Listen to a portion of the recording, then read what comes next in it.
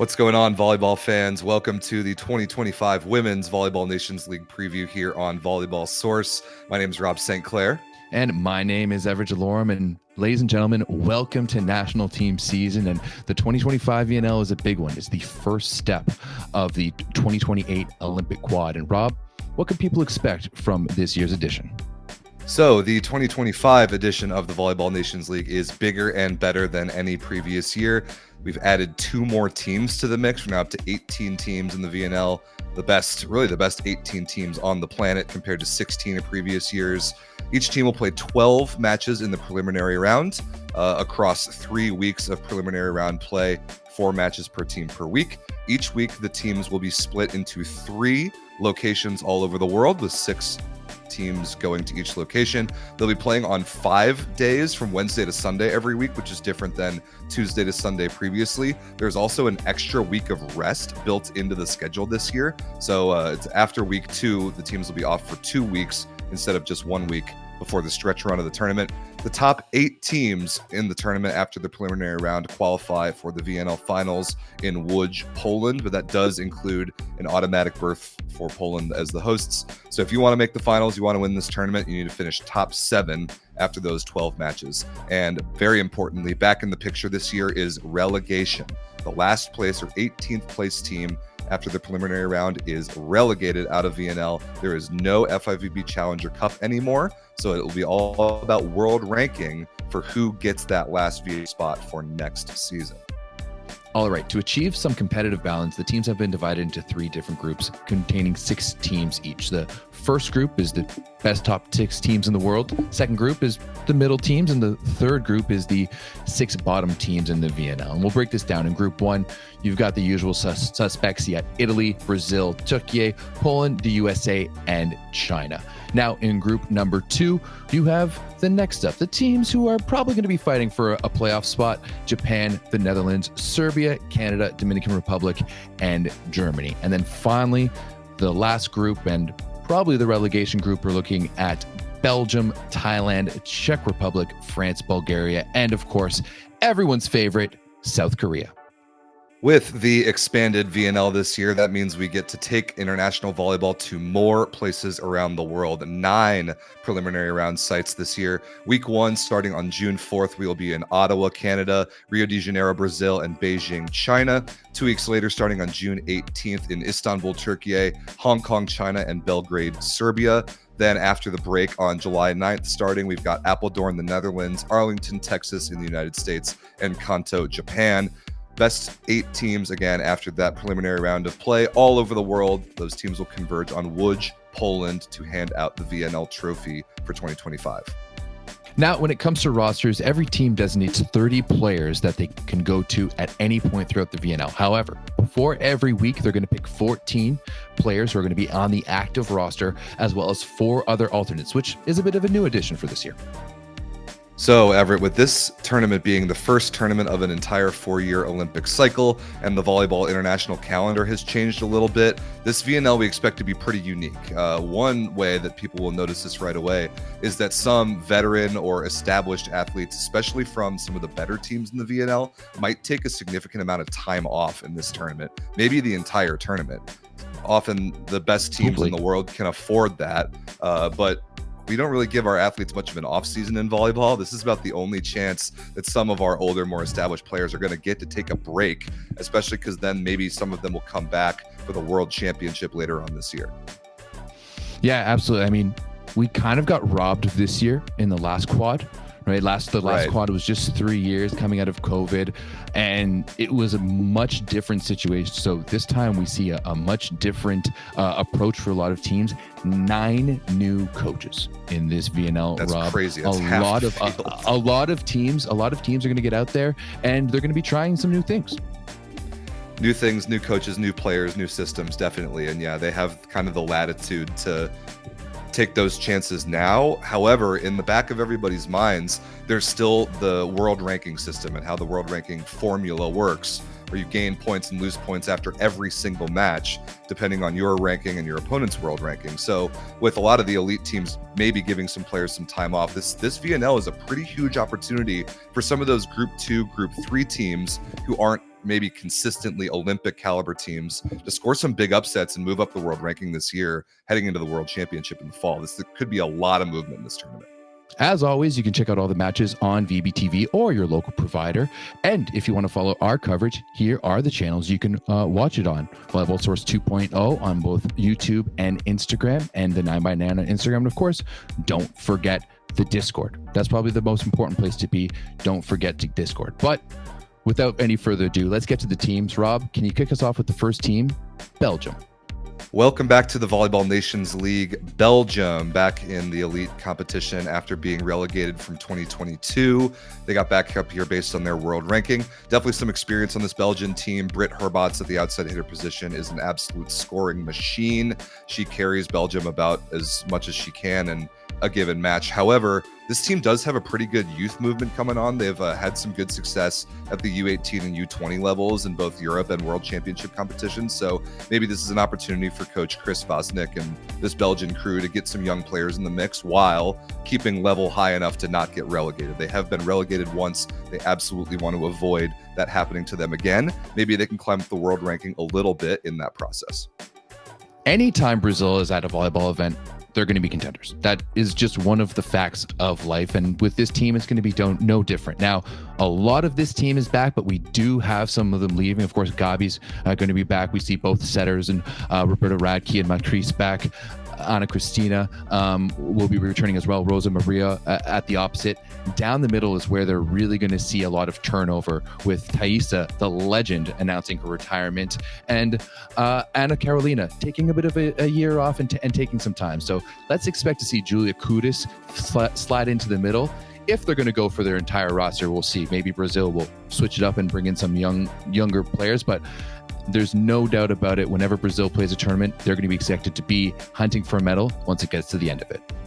Next on the list is Bulgaria, who would have been relegated from last year's VNL if there had been relegation in 2024. But when their federation learned that, they really gave an opportunity for all their elite players to take last summer off. They knew they weren't going to qualify for the Olympics, so they went 2-10, finished dead last. And now here they are back in the VNL in 2025, ready to kind of give it a run. This team actually is not to be slept on. They're bringing back some veterans. They've got Elitsa Vasileva, or now Elitsa Atanasievich, who can really score some points on the left side and be a veteran presence. They've got veteran presence back in the middle. And then don't sleep on Marilyn Nikolova, like a pretty good, legitimate scorer on the right side, the left-hander who played in Korea this year. So while they were dead last year again, this is a team, I don't know about making the playoffs. That it could be possible for Bulgaria, but I expect them to at least have the firepower to take care of teams around them in their Group 3 and stay alive in the Volleyball Nations League. Next up, my home and native land, Canada. Now, Canada is gearing up for the 2028 Olympics. After missing out in 2024, they went and got out none other than Giovanni Guidetti to lead this team. And now the Italian maestro will be leading Brie and Kira and the rest of the squad and to a potential berth in LA in 2028. However, they will be missing the firepower of Alexa Gray, at least for this VNL. Makes sense that she wants to take a little bit of time off, but instead it is now up to Guidetti to find who is going to be able to fit in that left side position. We saw so many battles of the year between Johnson and Mitrovic. Who is he going to pick? Other than that, pretty much as expected from this team. One of the big question marks will be, what will he do with Anna Schmreck on the right side? Will he give her a little play or go with the athlete that he just coached all year long at Vakifbank in Kira Van Rijk? Regardless, we're all excited for this brand new era of Canadian women's volleyball, but I think we need to temper our expectations just a little bit as Canadian fans, especially without Alexa. I think competing for a playoff spot is exactly where we should be. Next up, we had China, who had a very successful VNL campaign last year, finishing 4th before they sent a bit of an abbreviated squad to the playoffs in preparation for last year's Olympics. New head coach this year, Zhao Yong, is in control of the Chinese women, and they will be missing several of their Olympic superstars. No Zhu Ting, which is predictable. They will need to move some pieces around in the middle blocker and setter positions. One big question is the health of Li Yingying. As of the recording of this video, we expect her to miss at least some time, if not maybe all of the VNL with an ankle injury, but we hope certainly to see the lefty superstar at the World Championship. later this year. China also has the huge advantage of hosting not one, but two of the preliminary round weeks. Weeks 1 and 2, they get to play comfortably at home. So see if China can take that home crowd on their back and make a push towards the playoffs once again. Next up, we have newcomers Czechia. Now, Czechia barely squeaked through by taking down Puerto Rico in last year's Challenger Cup, and they will be looking to stave off relegation in 2025. I mean, it's not going to be that hard. South Korea is going to be in the tournament, but still, you're going to want to check out Helena Grozer, of course, George Grozer's wife, formerly known as Helena Havelkova. Gabriela Orvosova is another name to watch, who played this year in Roma. And then, of course, Magdalena Helarova, who played for League One in Atlanta this season. As I mentioned before, they're going to want to try to stave off relegation. Just being in the VNL is a huge jump for Czechia. And let's see what they can do this season. Next up, we have the Norsica Darlings, Las Reinas del Caribe from the Dominican Republic. Made it out of pools in the Olympic Games last year and returning basically the entire roster. This is the reigning Norsica champions under head coach Marcos Cuiec. They did lose Bethania de la Cruz, the legend, to retirement, but they've got basically all the arms. They've got Niverka Marte, who's committed to play this VNL while in the early part of pregnancy, which is really remarkable. And they've got a couple young names to keep an eye on. Watch out for Alondra Tapia at the opposite position, who got a little bit of run in the Olympic qualifiers and Olympic process, but she's a good young physical player that might fit the Dominican style super well. This is a team that could make the playoffs depending on how seriously they want to take this tournament in terms of roster strategy, but the top end talent is definitely there. Keep an eye out.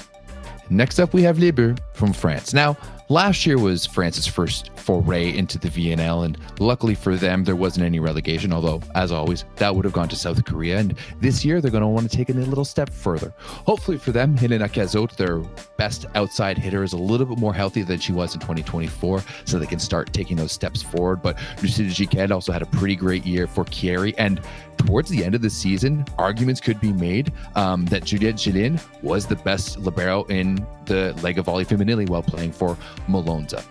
That being said, this French team does have a brand new coach in Cesar Hernandez Gonzalez, so we'll see what can come up from it. I don't think they're going to be quite in the relegation race. I think they're a little bit better than that, but I think the playoffs might be a bit of a stretch for this French team.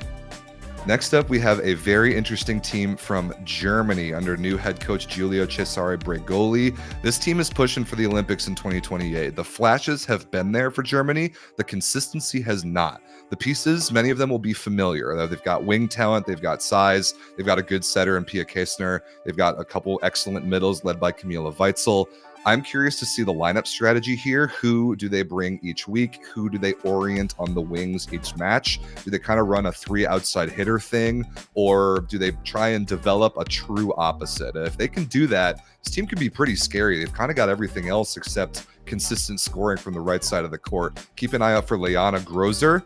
Yes, that Grozer, the daughter of German legend George Grozer, is a good young prospect, potentially on the right side for Germany. She can play both wings. Definitely a team to keep an eye out for. If they can put it together and keep that consistency up a little bit, this is a team that could push for a playoff spot. Next up, we have the defending VNL and Olympic champs, Italy. Now, after all the success in 2024, you'd expect maybe a few of their players to take the summer off. Alessia Oro? No. Paolo Agonu? Also no. Maybe Anna Danesi? No. All of them back.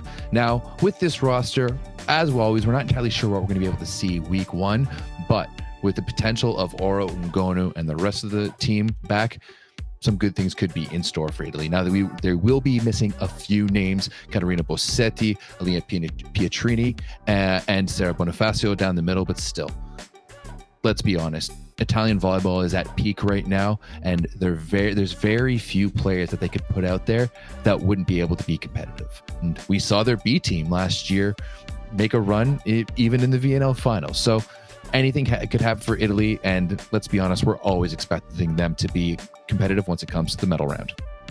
Next on the list, last year's VNL silver medalists from Japan.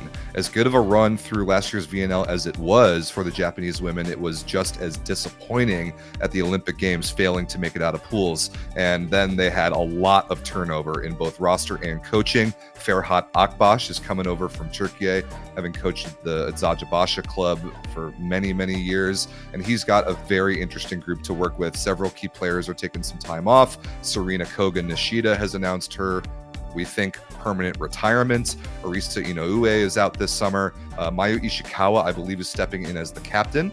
Nanami Seki will be back, slinging the butter at the setter position. They've got several good libero options. I expect Japan to still be Japan. Their classically identifiable game style of amazing first contact and speed and defensive intensity. But the coaching, I think, is really the thing to keep an eye on here. How does Ferhat Akbaş come in, establish maybe a new culture, figure out some lineup permutations, and get the most out of that team in a very different style than he is used to? We will see. This is the training ground to do so. We'll see if Japan can recapture that magic from last summer. Now, in every family, there's always that one family member that no one really wants to talk to or talk about. And in women's volleyball, that's South Korea. Notice how they're ranked 35th in the world. That's a solid 15 spots behind the next closest team. Really shows the quality here that we have in this tournament. And I mean, at least they won a couple of games last year, which is better than the 0-12 that they went in 2022 and in 2023. But still, 2 wins over the past 3 seasons in the VNL. They're lucky their money has been keeping them around. But that's no longer the case now in 2025. So if I had to vote for one team to be a strong candidate for relegation in 2025, I'm going to say it. It has to be South Korea. Now, South Korea does have a pretty storied history in volleyball, right? This is a team that used to go to the Olympics quite often. But since then, we have seen their downfall. So maybe we'll see something from them, but I'm not expecting much. In fact, I'm not expecting to see them in 2026 at all. So maybe we should enjoy our last foray of South Korea in the VNL.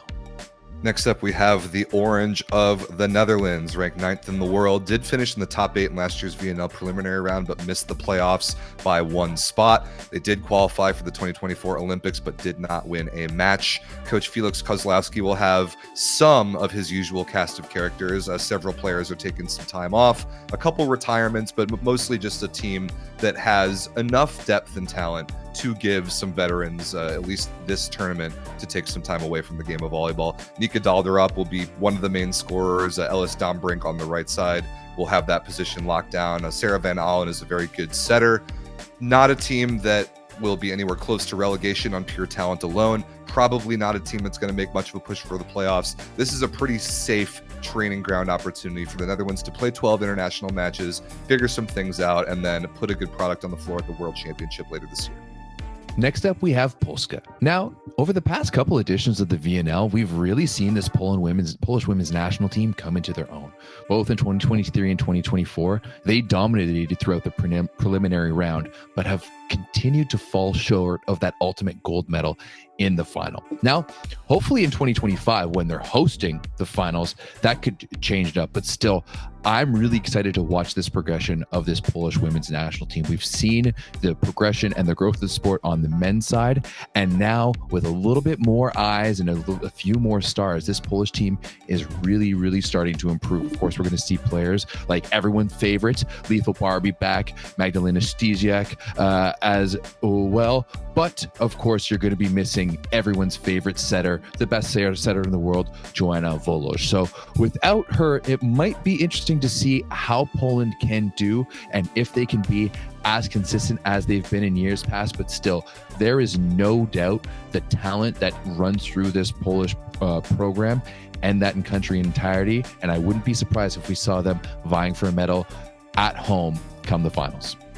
A very interesting one up next as we dive into Serbia. Lost to Italy in the quarterfinals of last year's Olympic Games and made a coaching change to bring back the legendary Zoran Terzic, who practically invented Serbian women's volleyball all the way back when it was Yugoslavia, starting in 2022. Took the last couple years off, is back as the head coach of Serbia, and he has most of his main bodies at his disposal, at least on the long list, Tijana Boskovic, one of the best four opposites on the planet, who is obviously a massive piece to any team. One of the biggest stories in VNL every week will be, is she on the roster? If she is, Serbia has a chance to be dangerous anywhere, anytime. If not, they're going to have to scramble to find some scoring. Otherwise, their basically whole Olympic lineup is back, especially at the attacking positions, with the notable exceptions of both setters. No Maja Onjenovic, no Bojana Durca on this VNL roster. That Serbian setting position will be definitely one to keep an eye on as Zoran Terzic tries to find the next great Serbian setter. But if Tijana Boskovic plays a decent amount this VNL, this very well could be a playoff team and maybe even a medal contender, depending on how everything comes together. Next up, we have Thailand. And now Thailand will be hosting the Women's World Championships later on this summer. But first and foremost, we're going to see them in VNL. And now they will be returning the legendary Coach Aoud, who basically built this program up until 2016. And now he's come back in 2025 to try to bring Thailand back to its former glory. Now, remember, kind of before the pandemic and just after, Thailand was a team. Thailand was a tough team to play. And now in the past few years, it just hasn't been the same. So hopefully a re-injection of Coach Aoud into this program will revitalize this lineup. And now they've got pretty much everyone back.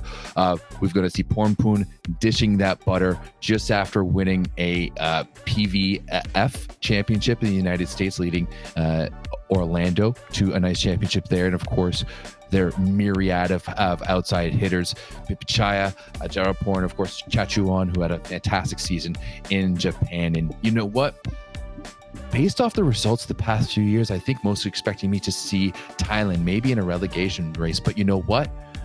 With the coming back of a legendary coach, all the success that we saw abroad for some of these Thai players in the professional season, I think they might actually fight for a playoff spot. Maybe that's just my own whims wanting it, but I think they might actually be able to do it.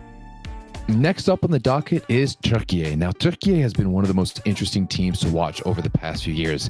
The injection of Melissa Vargas into the roster has skyrocketed them up the rankings into being one of the most dominant teams that we have right now in volleyball. But they didn't get the results necessarily that they were looking for in 2024, and now they're retooling for 2025. And now things are going to be pretty interesting for Daniele Santarelli and his roster. He's already announced in Turkish media that he's going to be playing around with the rosters. We did see the omission of Eda Erdem and her departure from the Turkish women's national team. That, you know, is definitely going to leave a big hole for them. But this team, as always, is focused on that gold medal. One thing to note, though, the foreigner situation or the naturalized situation in Türkiye is very interesting. We all know they have Melissa Vargas, but apparently they've already now picked up Alexia Karatasu from Romania. She's so Turkish now that she changed the spelling of her name from a C to a K. And they also have Sinead Jakkasal from Trinidad and Tobago. Now, she married a Turkish man. That's how she got her citizenship. But there's this new ruling now in volleyball and the FIVB that once a player has been naturalized for a certain amount of years, apparently they just fully count. So that means Vargas no longer counts as a naturalized player. Apparently she just counts as a Turkish player now. Regardless, there's no doubt that this Turkish team is going for gold, and we're going to be seeing them vying for a medal in Poland once it comes to the playoffs. Last but certainly not least, the land of the free, the home of the brave, and the host of the 2028 Olympic Games, the United States. This is a very interesting year for USA men's and women's volleyball. Brand new head coach on the women's side, Eric Sullivan. They have 3 returning Olympians on this VNL roster: Jordan Poulter, Avery Skinner, Dana Retke. Everybody else is taking off at least this tournament, if not the entire summer. Now, the United States, because we're hosting the Olympics in LA in 2028, is in an even more unique position than the rest of the field, where our world ranking and our tournament results from now until LA matter even less than the rest of the world. We know we're qualified for the Olympics. We know where our seed will be in that tournament. It's just all about, how does Eric Sullivan want to structure this quad? If you are an American volleyball fan, be patient. There is so much talent in our country. The picture of how to evaluate the depth is even more different now, with not one but two professional leagues in the States, plus so many of our athletes coming from Europe and elsewhere in the world, and the NCAA. A lot to synthesize, a lot to play with. Eric Sullivan will and his staff will do that this VNL, including a stop at home in Arlington, which you should all go support if you can do so. Be patient in terms of the results. Let this team have the long runway that it needs to gain a new identity, get new players international experience. If we make the playoffs, great. If not, do not panic. This federation has a plan. That plan culminates in 4 years in Los Angeles. Now, usually we would talk about different narratives and storylines that we're going to see over the course of this VNL, but considering it's the first year of the quad and there's so much newness, Rob, I don't think there's anything really to discuss and talk about. I think the only thing really to do is to wrap this up, get your popcorn ready, and get ready for the 2025 VNL, because with another stop and another entire tournament, there's going to be so much ball to watch. Well said. 2 new teams, 3 new stops. Very difficult to predict what's going to happen. It's going to be dramatic. It's going to be fun. There's going to be dark horses. There's going to be superstars that emerge in the VNL, which is kind of one of our favorite parts about it every year, but it is extremely difficult to predict, although we're going to try and do so. Everett, you and I are going to do a video where we predict how we think is going to finish 1 through 18, and we'll see how that one holds up. But yeah, it's going to be an unpredictable tournament. It's going to be fun. We're going to be at a couple of the stops, so this is where you should be following all tournament long. Absolutely. Make sure you tune in here at Volleyball Source 2.0. Join us at the Discord.